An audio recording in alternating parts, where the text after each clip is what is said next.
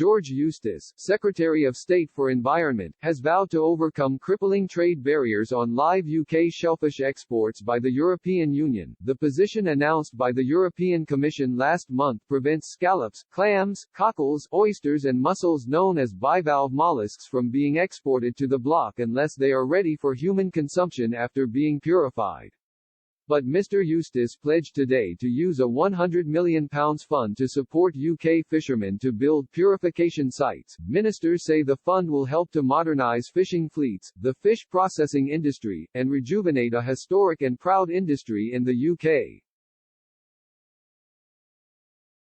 The introduction of new checks and paperwork since the end of the Brexit transition period on December 31 has also caused disruption to exports of fresh fish and seafood to the EU, to the frustration and anger of producers.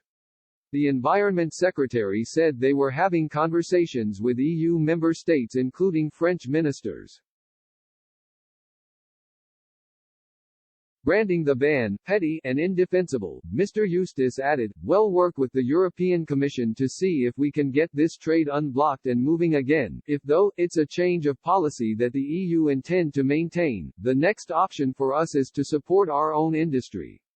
The Environment Secretary said the stations would allow traders to purify their shellfish, which would then allow them to export the continent.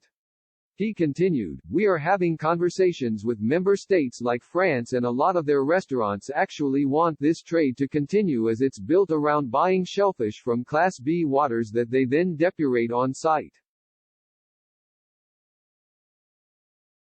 Mr Eustice added, "It's already the case that we have taken a more pragmatic approach to this than the EU." He concluded by saying the UK government didn't get everything we wanted in the deal struck on Christmas Eve with the EU, but added the deal would significantly benefit Britain.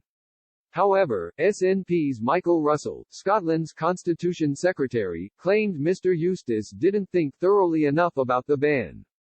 Speaking at Holyrood's Europe Committee, the Scottish Government minister added, "We now know, for example, that George Eustice was aware of the situation with shellfish.